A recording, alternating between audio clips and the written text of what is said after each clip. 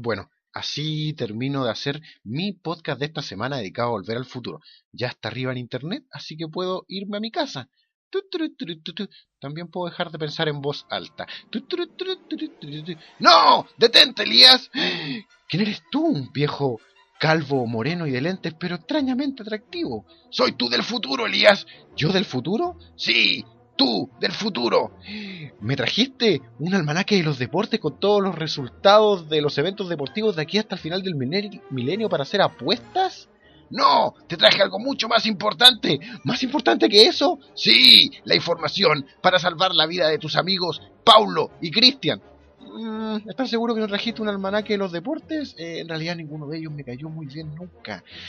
¡Idiota! También es la información para salvar tu propia vida. Entonces continúa hablando, viejo sabio y místico. Se acercan grandes cambios para Glitch.cl y lo que tú estás haciendo con tu podcast producirá una cadena de eventos que permitirá estos cambios. Va a ser una página grandiosa. Pero si no tienes éxito, Leo Salainas tomará el control del sitio y comenzará por aniquilar a ti y a tus amigos. ¿Leonardo Salainas? ¿Quiere matarnos? Sí, Leonardo Salainas es un tipo peligroso, Elías. Así que tú tienes que asegurarte de que tu podcast sea el mejor de la página y tienes que partir por hacer la segunda parte de este capítulo. ¿Qué? Tienes que volver al futuro. ¿Volver? ¿A volver al futuro? Pero si ya hice un podcast de volver al futuro, tienes que hacer una segunda parte para hablar de todo lo que te faltó. Bueno, si tú lo dices, yo del futuro, es imperativo. Glitch.cl no será solo importante para ti, sino para los hijos de tus hijos y de tus hijos. ¿Hijos de los hijos de mis hijos? ¿Eso quiere decir que voy a tener sexo? Sí, van a ser 27 segundos mágicos, pero eso no importa. Recuerda, tienes que hacer la segunda parte de Volver al Futuro. Voy a ponerme ya mismo a trabajar, yo del futuro. No, tienes que hacerlo una semana tarde. ¿Entregar el podcast una semana tarde? Pero, ¿por qué? ¡No hagas preguntas! Ni tú, ni tus fans tienen que cuestionarse esto. Bueno, si tú lo dices, yo del futuro, yo lo digo. ¡Que corra la música! Santiago, 1 de agosto del 2011, una semana después. Bueno, querido público, y regresamos al rincón nostálgico de Elías, con un capítulo muy especial planeado solamente para ustedes y por ustedes. La segunda parte de Volver al Futuro, titulada, en fin, Volver al Futuro. Podcast que he decidido realizar por todas las innumerables, que en realidad no son innumerables, supongo que al final del podcast podrían tomarse las molestias de contarlas. Bueno, en fin, me refiero a las innumerables cosas que dejé afuera del primer podcast de Volver al Futuro, que en el fondo tiene un poco que ver con lo fácil que me distraigo, con lo fácil que me voy por las ramas, con que invertí mucho tiempo, demasiado tiempo en contar la trama de Volver al Futuro, siendo que era bastante irrelevante, pero por culpa de esto y por culpa de mi propio déficit atencional y las depresiones que me invaden y me torturan, olvidé hablar de mucho de lo que me gusta de la película, que son esos detalles pequeños que la hacen más sabrosa. Me refiero exclusivamente a las trivias, a los detalles curiosos, a las escenas eliminadas de Volver al Futuro. Volver al Futuro tiene tantas escenas eliminadas que si las vieran por internet se sorprenderían y ayudarían a explicar muchas cosas y también a agregar detalles curiosos. Probablemente muchas de estas cosas ya las dije en el podcast anterior. No, no muchas. Algunas de estas cosas las nombré en el podcast anterior y, y se me olvidó que mencionarlas. O sea, se me olvidó que las mencione y las voy a mencionar ahora de nuevo. A eso me refiero. Los viajes en el tiempo producen verdadero desorden en mi mente. Bueno, pero sin más preámbulo, vamos con toda esta información interesante, todos estos detalles curiosos que olvidé mencionar en la en el primer podcast de Volver al Futuro. eh, aquí en glitch.cl, que se ha convertido en una de mis frases típicas en el podcast y que la gente siempre pide en el live también. Live del que ya no voy a participar más porque en el reportaje que hicieron para el diario del live de glitch.cl, que pueden leer en la tercera, no me nombraron, así que me voy del live y nunca vuelvo a participar de él. No, mentira. Bueno, una de las cosas que mencioné, me acuerdo en el primer podcast, era que Michael J. Fox, si bien siempre fue la primera opción de actor para director y guionistas, no estaba disponible. Esto lo mencioné. Y por esto se comenzó a filmar con Eric Stoltz en el papel de Marty McFly, en vez de Michael J. Fox, que estaba ocupado en la serie, en esta serie gringa famosa Family Ties. Ahí es donde tenía a una coprotagonista que era Meredith Baxter. Resulta que esta señorita Baxter quedó embarazada y todo el peso de la serie, o mucho del peso de la serie, cayó sobre Michael J. Fox. Entonces él no podía hacer compatible su participación en la serie y agregar, que ya tenía un contrato, y agregarle a actuar en una película. Entonces, si bien la primera idea para Marty McFly siempre fue Michael J. Fox, pasaron a un segundo actor, Eric Stoltz, a quien, como dije en el primer podcast, todos ustedes conocerán o recordarán por ser el hijo de Blonder Mosca, de la primera película de Mosca. Él es el hijo en la segunda película y hereda la mutación de su padre. Y también lo recordarán por ser el vendedor de drogas en Pulp Fiction, el que le vende esa droga inyectable, no aspirable, a John Travolta, con la que después Uma Thurman se intenta jalar y sangre en narices y al final le meten una jeringa en el corazón para revivirla. Ya, ese vendedor de drogas también es Eric Stoltz. También es el papá pedófilo en El efecto mariposa, el tipo que tiene la cámara de video y quiere grabar a Aston Kutcher, bueno, cuando es niño, el personaje de Aston Kutcher tocando a su hija y es medio pedófilo. Bueno, también él es Eric Stoltz. Él es Marty McFly en la primera Volver al Futuro. Finalmente se dieron cuenta que Eric Stoltz no tenía el humor actoral que necesitaban para el papel, así que se solucionó el problema a Marty McFly. Michael J. Fox tuvo que negociar con la gente de Family Ties y de hecho filmar mucho de Volver al Futuro de noche para poder tener tiempo, así que la filmación de Volver al Futuro se hizo muy apurada y fue muy pesada para Michael J. Fox, para que pudiera hacer las dos cosas, Family Ties y Volver al Futuro. Back to the Future. Y Eric Stoltz dijo, bueno, yo me voy con la frente en alto, y se fue a tener su exitosa carrera actoral como pedófilo, vendedor de drogas y hombre mitad mosca. Eric Stoltz. Bueno, y Michael J. Fox fue Michael J. Fox, pues, compadre. Pero esto, algo que no mencioné, fue que esto también produjo otra cosa graciosa en la película. Originalmente, el papel de Biff Tannen era para un actor llamado J.J. Cohen, J.J. Cohen. Él iba a ser Biff Tannen, en vez de Thomas F. Wilson, que finalmente lo terminó interpretando. Resulta que a J.J. Cohen tuvieron que sacarlo el papel de Biff Tannen porque era más o menos de la misma altura que Eric Stoltz. Entonces no se veía imponente frente a Eric Stoltz. Entonces lo sacaron y tomaron a Thomas F. Wilson, que era mucho más alto, y lo pusieron como Biff Tannen. Y a J.J. Cohen lo sacaron del papel de Biff Tannen y lo movieron al papel de uno de los secuaces de Biff Tannen, Skinhead. Finalmente J.J. Cohen igual sale en las tres películas de Volver al Futuro. En la 1 y en la 2 como Skinhead, el secuaz de Biff Tannen, y en la 3 como uno de los secuaces sin nombre de Needles, el tipo con el que Marty McFly intenta correr la carrera en la camioneta, y al final, en las camionetas, al final de la tercera película, al final se arrepiente. Lo curioso, que siempre, la mención que siempre hacen los sitios de trivia, y que el mismo director de la película aceptó después, es que si Michael J. Fox hubiera interpretado desde el principio de la película a Marty McFly, nunca hubieran cambiado de papel a J.J. Cohen, porque Michael J. Fox es mucho más pequeño que J.J. Cohen. Entonces él igual se hubiera visto imponente ante Michael J. Fox, no hubiera necesario traer a Thomas F. Wilson.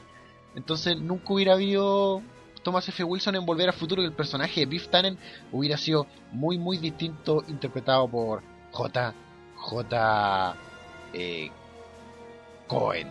Bueno, y ya que estamos hablando de los pandilleros de Biff Tannen, también lo dije en el podcast anterior, Billy Zane, que es el malo de Titanic y el demonio en la primera película de Cuento de la Cripta, entre otros papeles, aparte de haber pololeado con Leonor Varela, es otro de los secuaces de Biff Tannen, Match.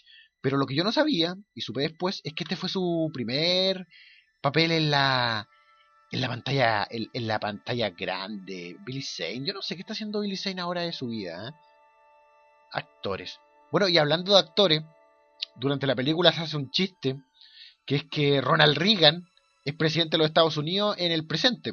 En el 26 de octubre de 1955, Ronald Reagan es el presidente de los Estados Unidos. Pero cuando Marty McFly retrocede en el tiempo y le cuenta esto al Doc, el Doc se ríe de esto, que es imposible que un actor sea presidente de los Estados Unidos. Pero lo curioso es que Ronald Reagan, cuando vio Volver al Futuro, el mito urbano dice que ordenó que pararan la proyección, volvieran a traer la película y volvieran a poner esa parte para volver, porque no podía creer lo que había escuchado. Y de hecho el mito dice que a Ronald Reagan en realidad le encantó esto, que de hecho que estaba tan halagado eh, que, que lo agradeció, claro, y que de repente en sus discursos igual hacía broma de esto y ocupaba algunas frases de Volver al Futuro. De Volver al Futuro, que fue la película que más recaudó dinero en ese año, en 1985, que fue la fecha de su estreno. Una cosa curiosa es que la película fue estrenada antes de la fecha que aparece en el presente. La película fue estrenada en julio y el presente en la película fue era octubre. Entonces, dice el mito urbano también entre toda la trivia de Volver al Futuro que el día, el 25 de octubre de 1985, la gente que ya había visto Volver al Futuro fue al mall donde sabían que habían hecho la escena del mall de los Pinos Gemelos, Twin Pins Mall, en la película, para ver si aparecía Marty McFly esa noche en el estacionamiento en su máquina del tiempo. La gente era muy tonta en 1985 o los gringos son muy tontos. No sé. La verdad, no sé. Bueno, como también dije en el podcast anterior, Bob Gale y Robert Zemeckis escribieron la película juntos, basándose en la pregunta de Bob Gale si es que de él haber conocido a su padre en el colegio hubieran sido amigos. Bueno, otra cosa que conté fue la trágica historia de... No, trágica en realidad. La pena que Crispin Glover se haya puesto difícil con actuar en la segunda parte de la película, porque Crispin Glover interpretó a George McFly en esta primera parte y no quiso volver para la segunda. Pero algo curioso que se da entre tres actores de la película Volver al Futuro: Michael J. Fox, Leah Thompson, que hace la mamá, y Crispin Glover, que hace el papá, son las diferencias de edades. Por ejemplo, Michael J. Fox es menor que ambos actores. Michael J.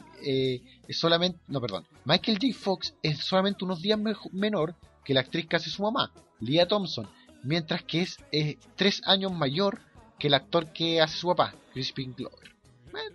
La verdad, tan raro no es, porque si lo piensan, los dos actores que interpretaban a sus papás fueron elegidos para interpretar también a gente de su edad cuando Marty McFly volvía a 1955. Y el efecto de la vejez se hace con maquillaje.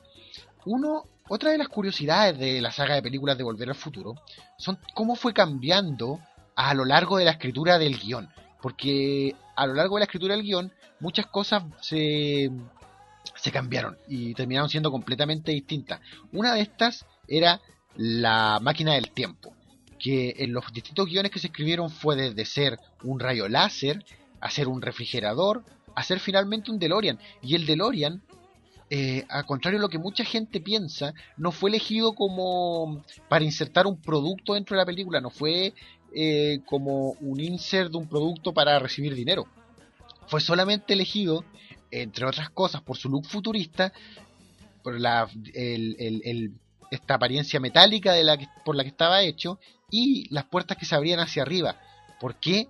Porque finalmente cuando se decidió que fuera un auto, la máquina del tiempo tenía que justificarse que cuando los granjeros, los Peabody lo vieran, pensaran que era una nave extraterrestre. Entonces el DeLorean de la época era el único vehículo que por el diseño de sus puertas más que nada podía ser confundido con una nave extraterrestre. De hecho también dice el mito una vez más que John DeLorean, que era el dueño de la fábrica de los DeLorean, que modestamente le puso a su vehículo su mismo nombre, escribió una carta a la gente de Volver al Futuro agradeciéndole porque no podía creer que hubieran ocupado su película perdón, no podía creer que hubieran ocupado su auto y, y para él era un honor.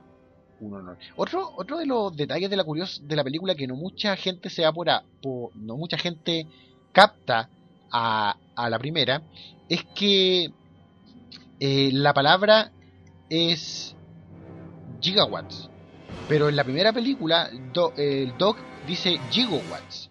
En la primera película, si ponen oído, se refiere al 1.21 gigawatts y no gigawatts, que creo que después fue corregido. Si después las otras películas corrigieron la pronunciación, o por lo menos en el doblaje, lo arreglaron esto. Cosa que me parece, no sé, más, más científicamente correcto. El detalle trivial que está siempre en las listas de trivia de Volver al Futuro es el nombre de Emmett Brown. El nombre generalmente en la película lo describen como el Doc Emmett L. Brown. Brown es el apellido, que si recuerdan en la segunda parte explican que originalmente el apellido de su familia era Von Braun, pero lo cambiaron después de que se vinieron de Alemania por la guerra. Y Emmett, que es el primer nombre del Doc, es la forma en que se pronunciaría time al revés. Si Emmett lo dan vuelta, es la palabra time, onomatopéyicamente hablando. Y el segundo apellido del Dr. Brown, L, es en la serie en caricatura finalmente revelado como Laprop. Emmett Laprop Brown, que Laprop también sería al revés pronunciado portal. Ya entonces el nombre del Dr. Brown es como al revés, portal en el tiempo, Brown, pero al revés. Hay una escena en Volver al Futuro, y aquí ya entramos en la categoría de la escena borrada. Hay una escena de Volver al Futuro en la que Marty McFly está con su familia almorzando. Y en una escena eliminada, él recibe una llamada del Doc Brown. Y durante esta llamada, Marty McFly tiene un demo de su música, porque si se acuerdan, al principio de la película, Marty McFly intenta audicionar para una banda, para tocar en su graduación, en una cosa así, en un baile, y a su banda le va mal. Entonces se borró esto de la película final, que uno de los sueños de Marty McFly era como ser músico y que sentía que nunca lo iba a lograr y le daba vergüenza su música. Entonces él como que quiere mandar un demo para la industria discográfica y al final no lo hace. O sea, al final como que le da vergüenza y se rinde. Y esto fue como eliminado de la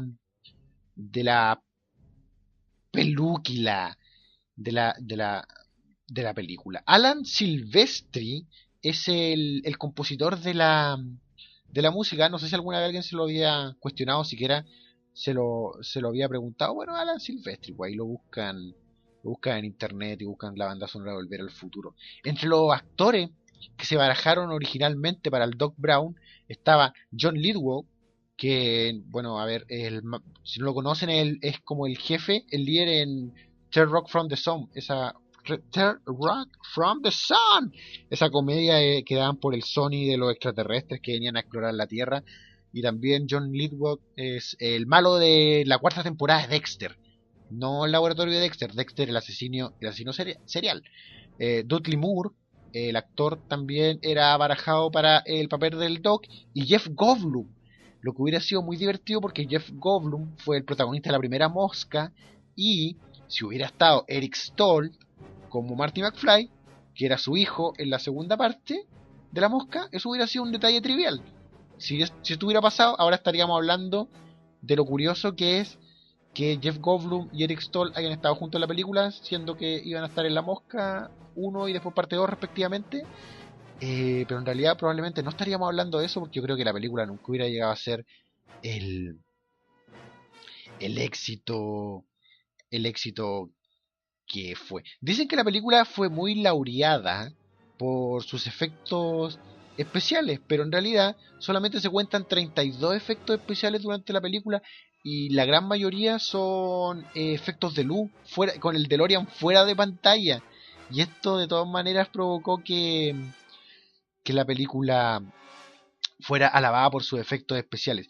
Huey Lewis es el músico que interpreta la canción, que escribe la canción The Power of Love, que es parte, y Back in Time, Back in Time, que es parte del soundtrack de esta película y también de la segunda parte. La cosa es que Huey Lewis tiene un papel en la película, esto también lo saben todos los fans del futuro. Él es el tipo que está en la audición de Marty McFly al principio, cuando Marty McFly audiciona para tocar en el baile del colegio, que apenas empieza con su banda de Pinhead a tocar Marty McFly, lo interrumpe con un megáfono y le dice, no, está muy alto, y al carajo, y deja de tocar. Bueno, el mismo tipo que no le gustó la canción de Marty McFly, el compositor de esos dos temas de la banda sonora. De hecho, la canción que toca Marty McFly con su banda es como una versión rockera que apenas alcanza a tocar de, perdón, media metal creo, de The Power of Love. Christopher Lloyd y Michael J. Fox, el Dr. Brown y Marty McFly respectivamente, tienen una diferencia de estatura, pero esa diferencia es mucho más grande de la que ustedes alcanzan, de la que alcanzamos a presenciar en la película. Robert Zemeckis encontraba que esta diferencia de altura era tan grande que puso en la mayoría de los planos a Christopher Lloyd y a Michael J. Fox eh, en distintas proximidades a la cámara para crear la ilusión de que eran un poquito más, un poquito menos esa diferencia de tamaño. Y la verdad es que la mayoría de las escenas no se nota, pero si ustedes tienen la oportunidad de ver material donde salgan los dos actores juntos, se darán cuenta que la diferencia de tamaño es más grande en realidad de lo que parece. El set de Hill Valley, donde se hace la película, es el mismo set de Kingston Falls, de los Gremlins, el pueblo de los Gremlins que se llama Kingston Falls o algo así. Como, no sé, es Kingston Falls, parece que es Kingston Falls. Es el mismo set que finalmente fue ocupado para Hill Valley. Oye, otra curiosidad de la película, volviendo a lo de las cosas eliminadas y los guiones cambiados, es que originalmente se iba a explicar de que el Dr. Brown y Marty McFly financiaron la máquina del tiempo juntos, grabando películas del cine y vendiéndolas. Y eso explica que Marty McFly tenga esa cámara, que en realidad es propiedad del Doc, la cámara con la que graba el experimento del viaje en el tiempo en el estacionamiento, y que él finalmente lleva al pasado y con lo que le muestra al Doc Brown de 1955, le prueba que existe una máquina del tiempo. Otro detalle curioso que quiero mencionar de la película antes de terminar con Volver al Futuro 1 y irnos al segundo bloque del programa, es que entre los directores planeados para hacerla estaba Leonard Nimoy. Que en Leonard Nimoy, se preguntarán ustedes, tropa de ignorantes, Leonard Nimoy es el señor Spock en Viaje a la Estrella. Pero resulta que mientras se filmaba Volver al Futuro, Leonard Nimoy ya era director en otra película, Star Trek 4, Regreso a Casa. Película que, si no han visto, es también sobre viaje en el tiempo. La tripulación del Enterprise viene al presente, bueno, al presente de esa época, 1985. En fin, hay tantas otras cosas que se me ocurre, rayos, pero son cosas que si no meto en este podcast voy a tener que hacer un tercer podcast. No, supongo que al final siempre voy a tener que aceptar que hay información que no me cabe en un podcast de Volver al Futuro, porque soy muy muy desordenado para hablar. Bueno, vamos con un tema musical. Esto es dedicado a mi amigo Paulo Guerre. Esto es The Power of Love, que creo que era el tema que él me pidió. Él me pidió un tema y creo que era The Power of Love. ¿O era Back in Time? No, si era Power of Love. Esto es para ti, Guerre, maldito colibrí. The Power of Love, aquí en el Rincón Nostálgico de Elías por glitch.cl. Y regresamos con la segunda parte del podcast de Volver al futuro. Volver al futuro en un golpe creativo de creatividad le decidí poner ese nombre. Hay tantas cosas que no he dicho Volver al futuro. Bueno, ya se habrán dado cuenta que el señor Fusión, que está detrás de el señor Fusión, que está al final de la primera película, este cacharro de ¿cómo se llama? De este sistema de fusión casero que tiene que el Dr. Brown le pone al DeLorean, está hecho principalmente con una máquina de café. Hay un detalle bien curioso que probablemente la mayoría de ustedes no se ha dado cuenta, sin querer insultar la inteligencia de mi público, claro está, es que pasa con los cafés. Los cafés en Volver al Futuro, o estos lugares de reunión de bebida. Y a ver, voy a intentar explicarlo sin enredarme tanto. En 1955, que es donde transcurre gran parte de Volver al Futuro, está el Café de Lou. Este lugar donde Marty McFly entra, donde ve en la guía telefónica el teléfono del Dr. Brown, donde se encuentra con su papá por primera vez y con Biff Tannen joven. Este lugar, el Café de Lou, está en 1955. Bacán.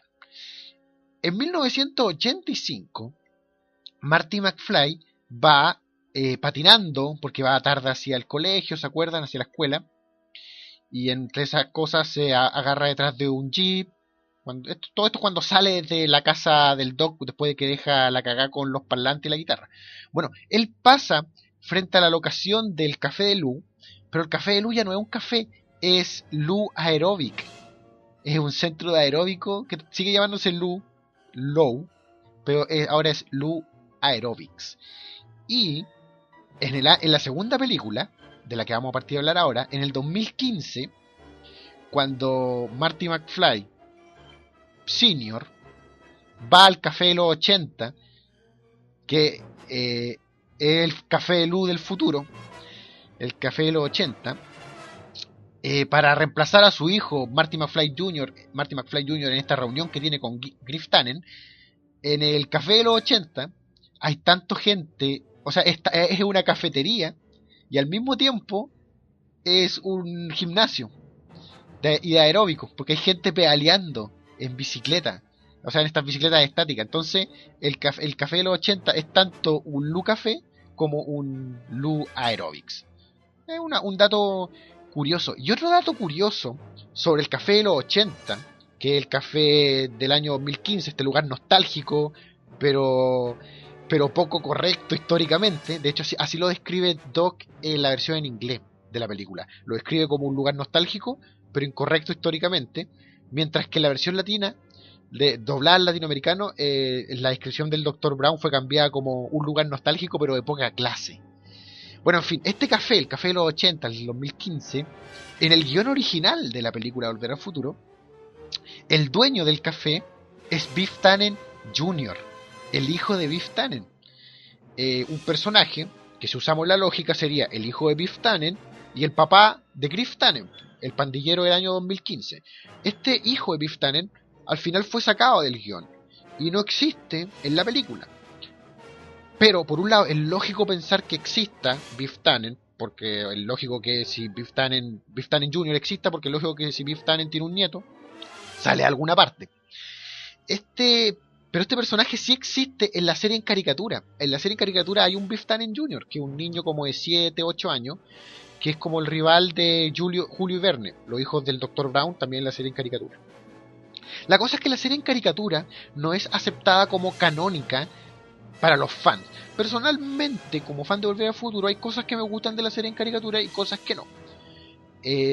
Por ejemplo, me cuesta creer que Biff Tannen tenga un familiar en cada etapa del tiempo y que cada familiar sea un matón abusivo igual que Biff Tannen. Eso no me gustaba mucho de la serie en caricatura, porque me cuesta creerlo. Pero el hecho de que hay una representación de Biff Tannen Jr. y que se le incluya dentro de la cadena histórica, por así decirlo, o la línea histórica, perdón, igual me agrada. Porque tenía que haber un Biff Tannen Jr. De hecho, hay otro personaje que es nombrado, ni siquiera nombrado, que aparece escrito su nombre en la segunda parte, es Goldie Wilson Jr. Porque si se acuerdan, Goldie Wilson era el negrito que en la primera, en 1955, trabajaba en el Café de Lou, que en el presente, en 1985, el alcalde de Hill Valley.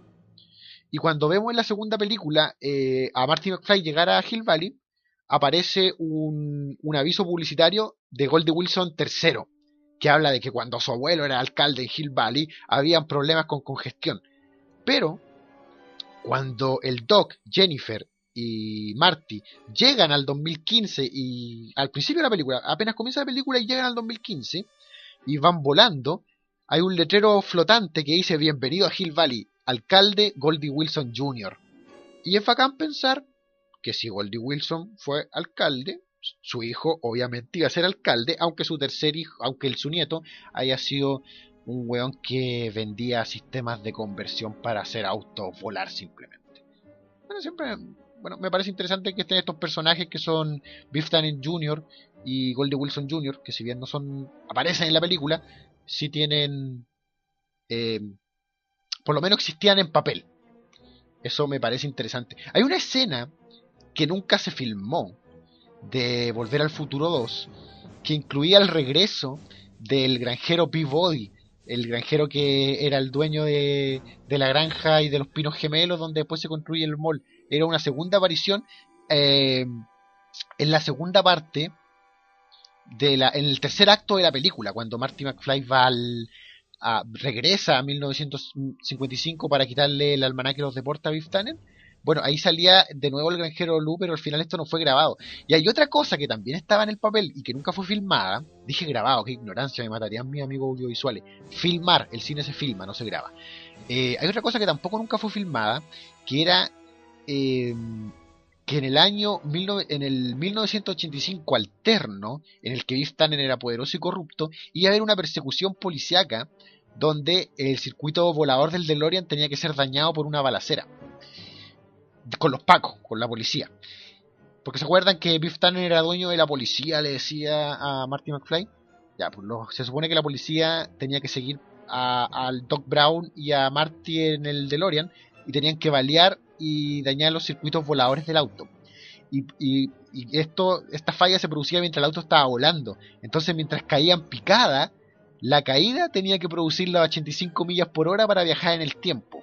Lo que igual hay una cosa que no me calza, pues si el auto va cayendo a 88 millas por hora y viaja en el tiempo, desde 1985, claro, logra alcanzar la velocidad para para viajar en el tiempo y volver a 1955, pero igual se hubiera empastado contra el suelo en 1955 y hubiera muerto. Habría que ver cómo hubiera terminado eso.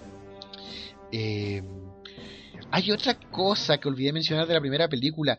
Se supone que en el guión original Marty McFly terminaba provocando por su interpretación en el baile del encanto submarino al final de la primera película, terminaba produciendo que el rock and roll no existiera, y por una conversación que tenía con el Doc Brown también terminaba produciendo que la Coca-Cola no se inventara, como chiste a que la bebida que tiene mucha aparición en la película es la Pepsi.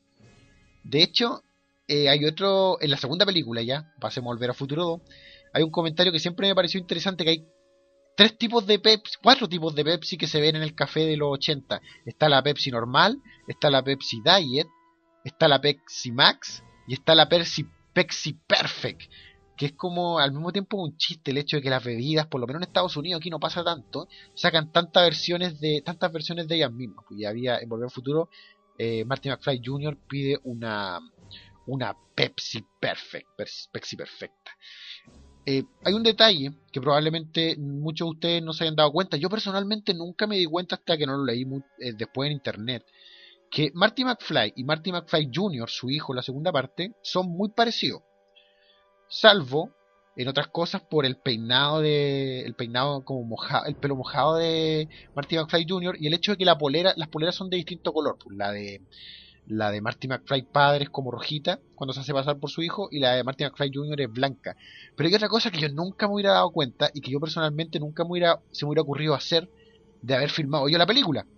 Es que mientras Michael J. Fox y Marty McFly tienen los ojos azules, el hijo, Marty McFly Jr., tiene los ojos café. Obviamente el actor se puso lentes de contacto y tiene ojos café como su madre, Jennifer Parker. Y eso yo no me di cuenta, que jamás me hubiera dado cuenta en la película, a no ser que lo leí y luego vi la película. Y claro, pues si lo miran de cerca se dan cuenta de que el hijo tiene los ojos de distinto color. Una de las millones de cosas que me encanta fijarme en la segunda película, que como dije antes, mi favorita de la saga, son los diarios, estos diarios que siempre cambian según el suceso de la historia, o sea, según cómo cambia la línea histórica.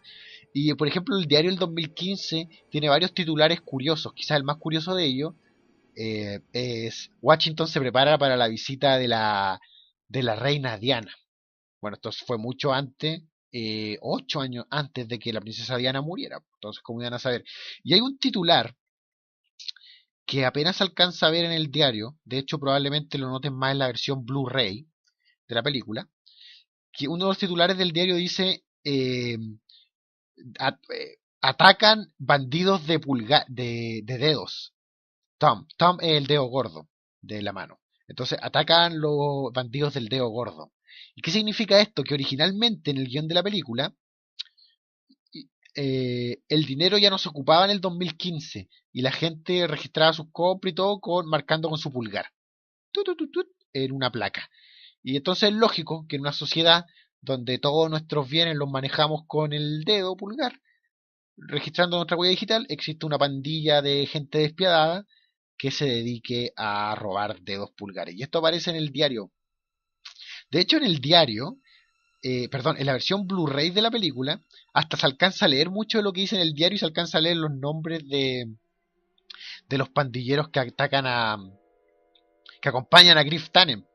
Me encanta esa escena porque, si se fijan, cuando el diario cambia de Marty McFly Jr. arrestado a, a pandilleros arrestados, si miran bien el diario, en cualquier versión de la película que vean, aunque sea la de VHS, se muestra el diario de cuando arrestan a Griff Tannen y abajo dice: líder declara, I was framed, o sea, me inculparon.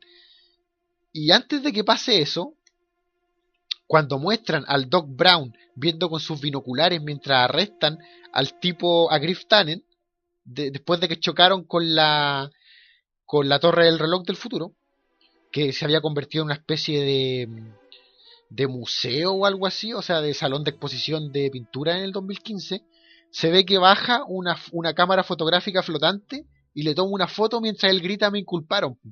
¿Cachai?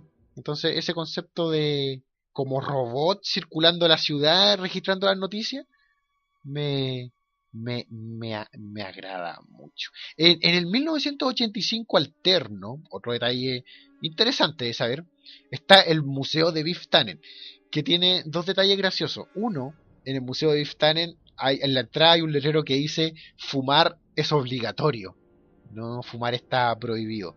Y aparece un documental de la vida de Biff Tannen donde se menciona a su bisabuelo, Buford Perro Loco Tannen.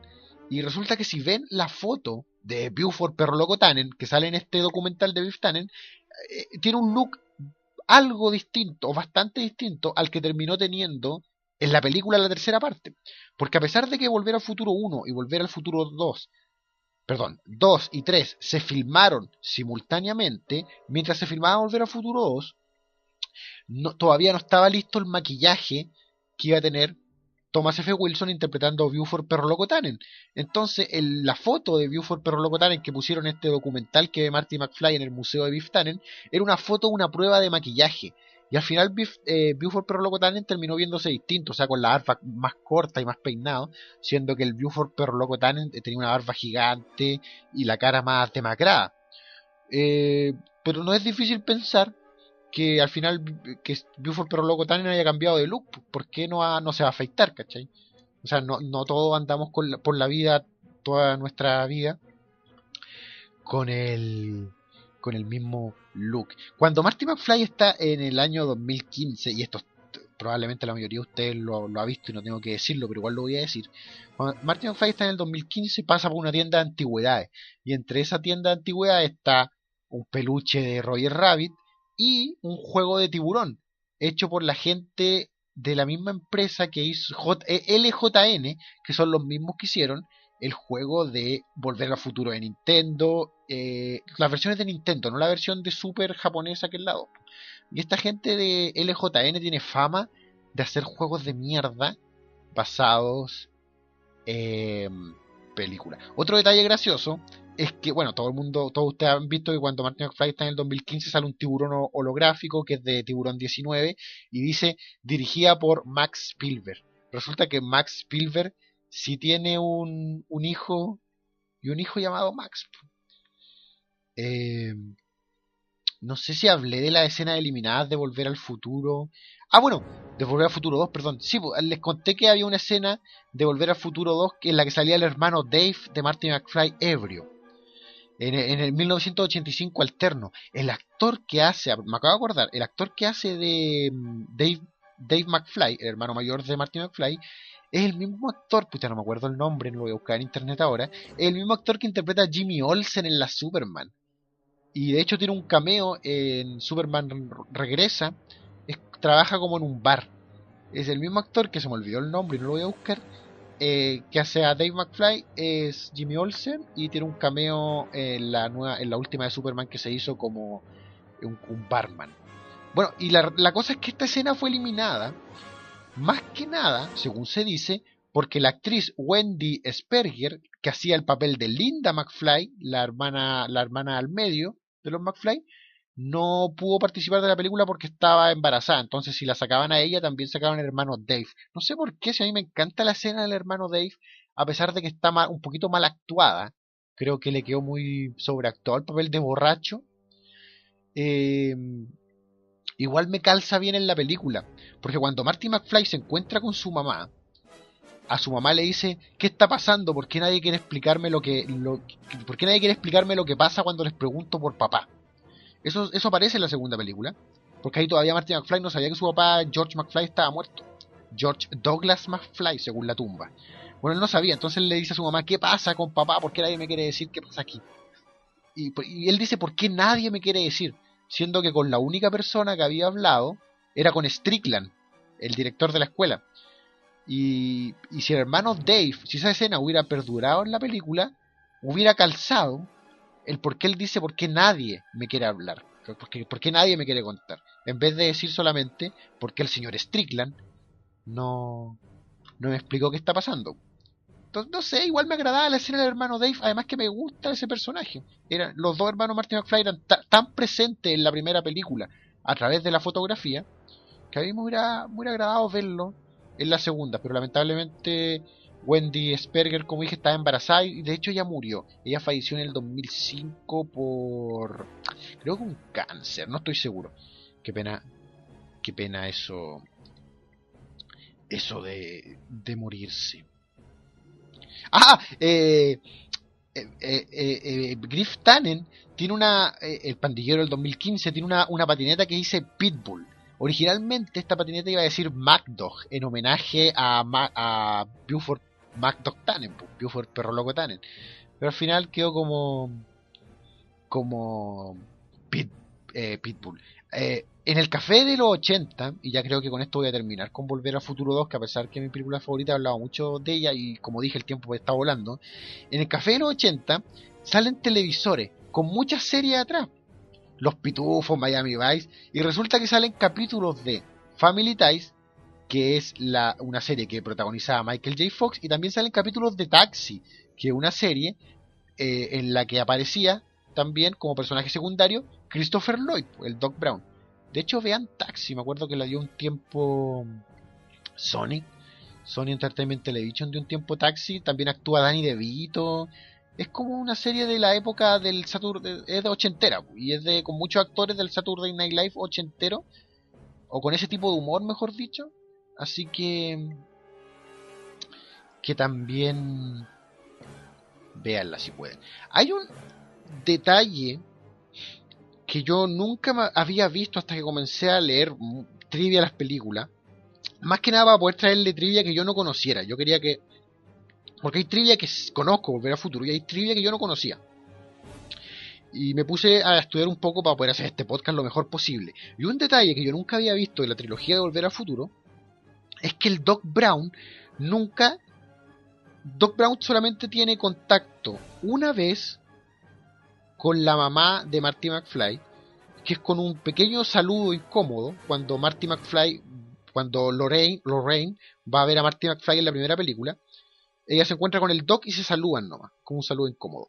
Y según leí, en realidad Christopher Lloyd y Lea Thompson, Lorraine, habían actuado en 5 películas juntos, y en esta película ni siquiera comparten línea. Y el Dr. Brown, otro detalle de trivia, nunca habla o tiene contacto directo con ningún miembro de la familia Tannen hasta la tercera película, cuando habla en varias ocasiones con Perro Loco Tannen. Pero, si se fijan en la segunda película, cuando Biff Tannen viejo escucha la conversación entre el Doc Brown y Marty McFly, el Biff Tannen viejo dice... así que el Doc Brown inventó una máquina del tiempo. Entonces Biff Tannen conocía al Doc Brown. Se me ocurren muchas razones por las que Biff Tannen podría haber conocido al Dr. Brown. El Dr. Brown en el 85 era un científico, tenía fama de científico loco en el pueblo de Hill Valley, entonces probablemente lo conocía por esto. Lo conocían por ser un crackpot, un viejo chiflado, ¿cachai? Un científico chiflado. Lo más probable es que haya sido por eso. Pero siempre me ha parecido curioso cuál sería la relación, o cuál es la relación entre Biff Tannen y el Doc Brown. Porque en la película nunca comparten diálogo, ni siquiera creo que comparten la misma escena. Pero el viejo Biff sí conoce al Doc Brown.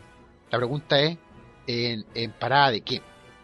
Hay un detalle que fue agregado en la película por conveniencia. Bueno, de hecho hay muchas cosas que tuvieron que ser agregadas por conveniencia después de la segunda película. Perdón, después de la primera película.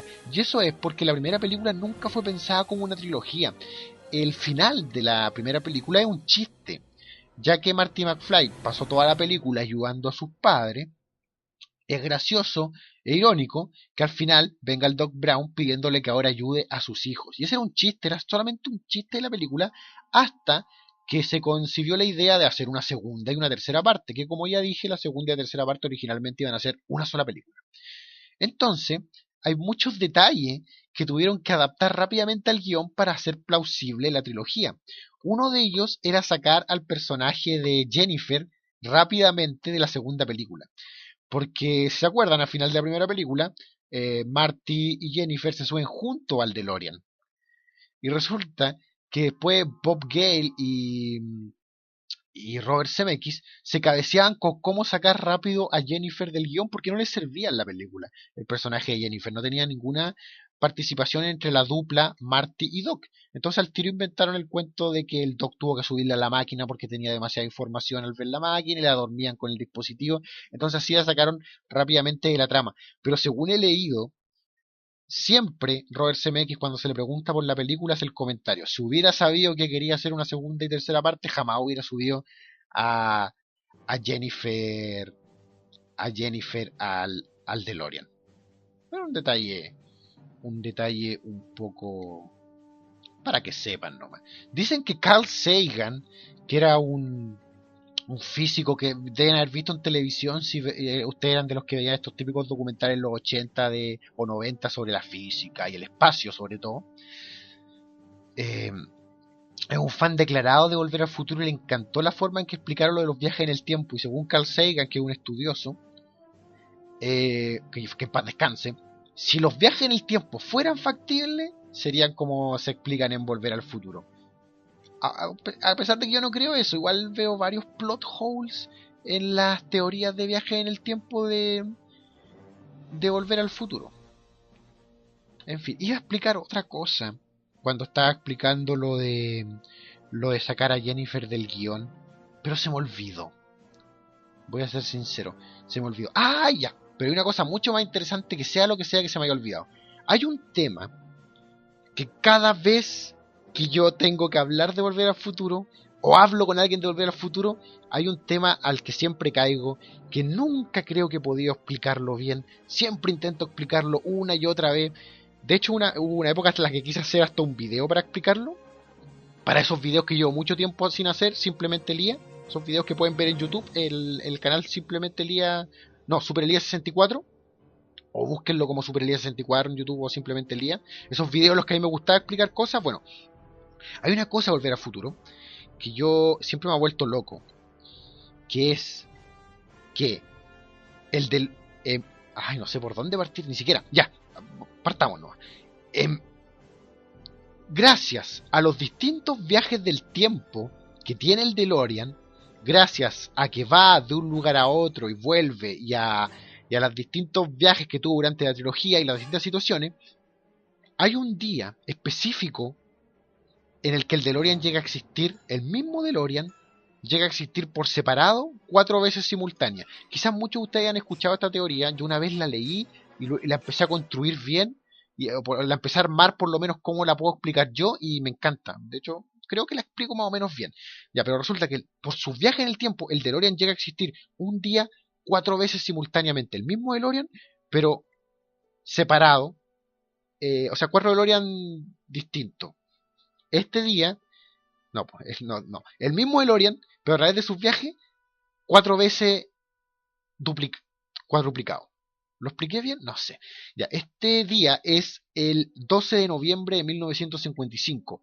El día sobre el que gira casi toda la trilogía de Volver al Futuro, pues como el día mágico, el día que tiene relevancia en el espacio-tiempo, según lo dice el Dr. Brown, 1955.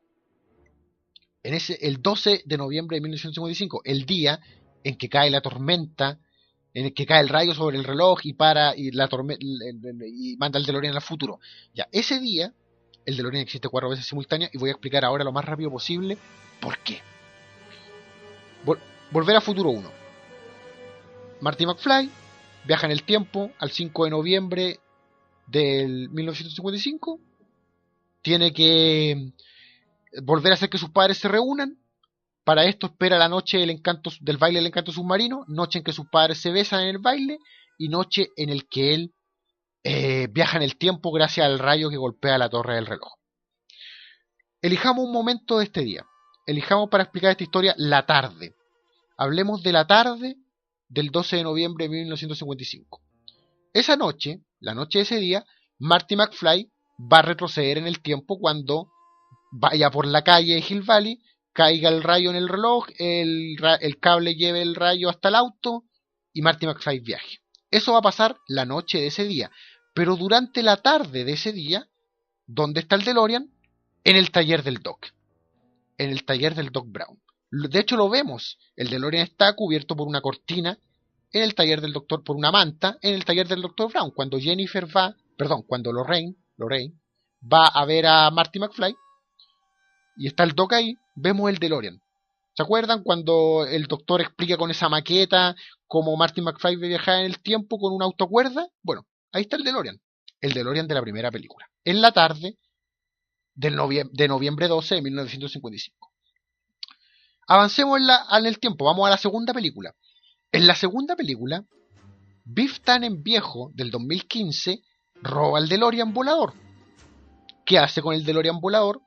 Desaparece, viaja en el tiempo, y luego lo vemos regresar y dejar el DeLorean frente a donde está viviendo Marty McFly, a donde Marty McFly y Doc Brown.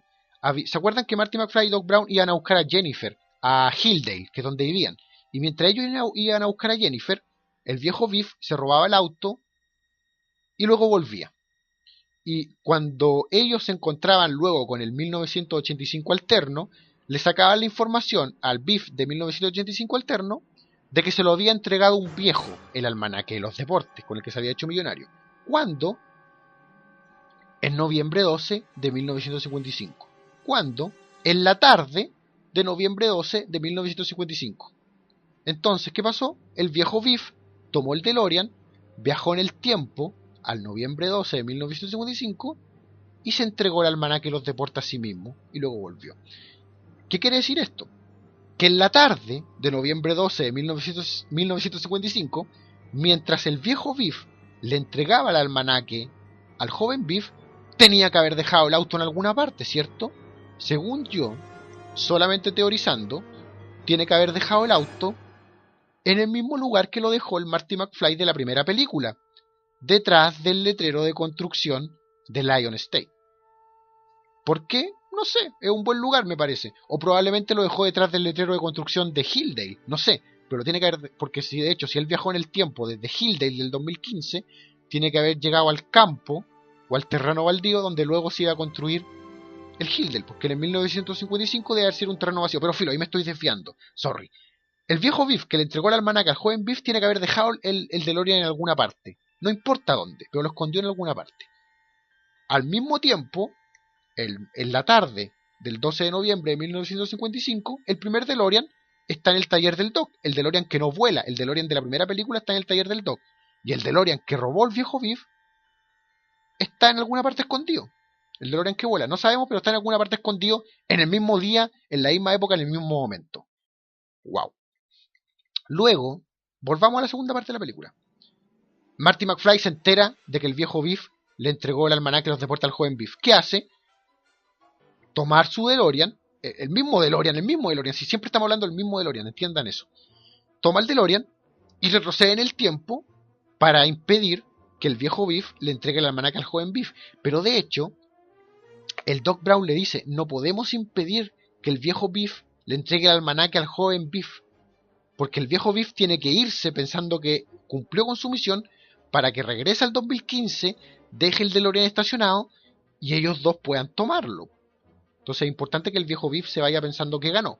Entonces ellos tienen que quitarle el almanaque después al joven Biff, para que ellos tengan el DeLorean de vuelta. Y se acuerdan que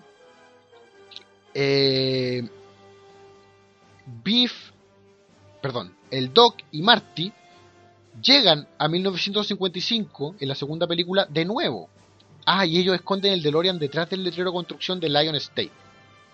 Así que no fue ahí donde lo escondió Biff Tannen. Filo, ellos esconden el DeLorean detrás del letrero de construcción de Lion State, que era el parque residencial donde vivía Marty McFly en el presente, con su familia, George y Lorraine McFly, y su hermano.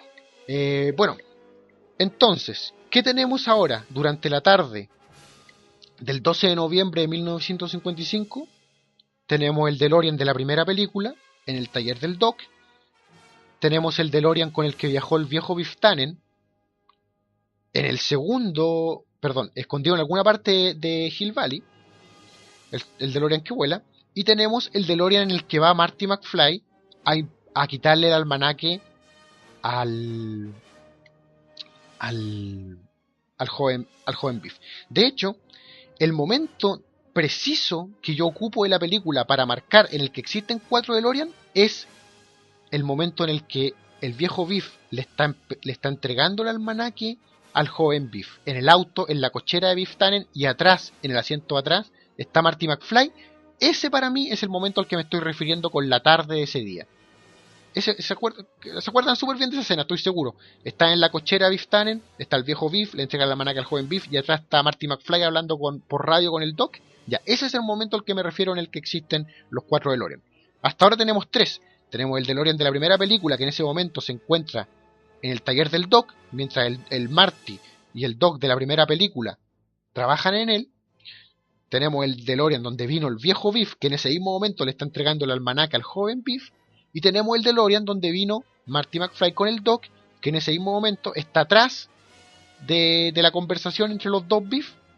Ya, tenemos 3 DeLorean. En Hill Valley, el 12 de noviembre de 1955. ¿Y de dónde sale el cuarto DeLorean? Muy bien. Avancemos a la tercera película. Al final de la segunda película, cae un rayo en el DeLorean y lo transporta al oeste. Marty McFly se entera de esto por una carta. La carta, como lo vemos en la tercera película, dice que el Dr. Brown está muy feliz viviendo en 1885 el oeste, y que no lo vaya a rescatar, sino que tome el DeLorean y regrese a su época, y que no vaya a buscar al Doc. ¿Pero qué DeLorean? El DeLorean, después de que al le cayó un rayo Me refiero a la segunda parte, cuando el Doc estaba volando en el DeLorean, iba a recoger a Marty y le cae un rayo y lo transporta al oeste. Bueno, el Doc llega al oeste con su DeLorean, pero lo descompuso el rayo y el Doc nunca va a poder arreglar el DeLorean. Pero sabe que en 1955 el joven Marty va a estar con el joven Doc y ellos van a poder arreglar el DeLorean.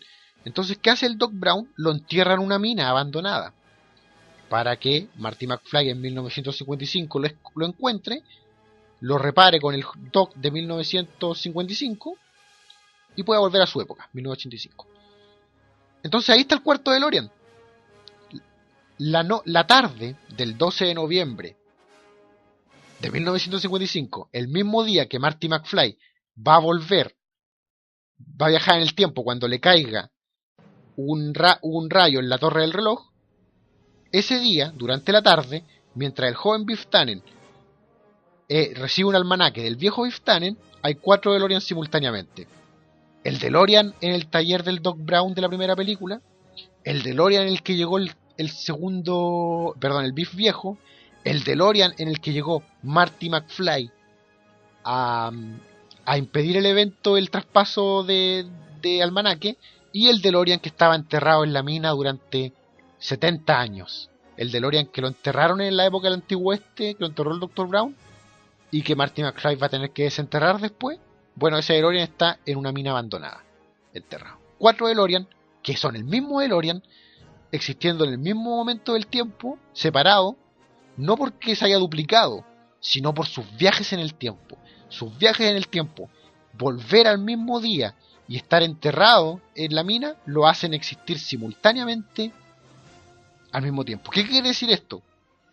Al final, para cerrar la extraña conversación que estoy teniendo, que si nosotros estuviéramos paseando por Hill Valley el 12 de noviembre de 1955 por la tarde, podríamos ir al taller del Doc, abriríamos la puerta y veríamos un DeLorean. Luego podríamos ir a no sé dónde escondió el Biff viejo la máquina del tiempo, miraríamos otro DeLorean. Luego caminaríamos a donde van a construir Lion State, miraríamos detrás del letrero y veríamos otro DeLorean. Y luego iríamos caminando a una mina abandonada, excavaríamos un poco y veríamos otra vez el mismo DeLorean. 4 veces el mismo DeLorean existiendo separado en el mismo día. Y esa weá a mí me quita el sueño, compa. No, me acuerdo una vez lo leí en internet, lo leí como una explicación de 4 párrafos. Decían, ¿se han dado cuenta que el DeLorean existe 4 veces aquí, acá? Y después de leer eso me volví loco y comencé a barajar y trabajar en esa teoría una y otra vez. Sé que algún día voy a ser capaz de explicarla muy claramente en 2 minutos. Por ahora van a tener que mamarse mis explicaciones de 10 minutos. Y con esta locura termino mi podcast de Volver al Futuro, donde al fin pude hablar de la teoría del DeLorean, de los 4 DeLorean en el mismo día, que a mí me encanta. Y eso, así termino. Espero que les haya gustado el podcast, espero que no se hayan aburrido, espero que se hayan divertido, que va conectado obviamente. Sigan viendo el live stream de glitch.cl, sigan esperando mis videos, que algún día voy a volver a hacerlo. Sigan fieles al podcast, sigan fieles a la página. Gracias a todos por sus comentarios y el amor que recibo constantemente por Twitter. Y agradezco tener este espacio donde puedo ser un poquito más yo mismo, que en vez del troll que se me obliga a hacer constantemente en el live. Eso, que estén bien, saludos, los quiero a todos y que se joda la mesa directiva como siempre que quiere recortar mi tiempo. Hasta pronto, Leo Salainas. Like roses in clover, then tell me that my lonesome nights are over, Sandra. I'm so alone.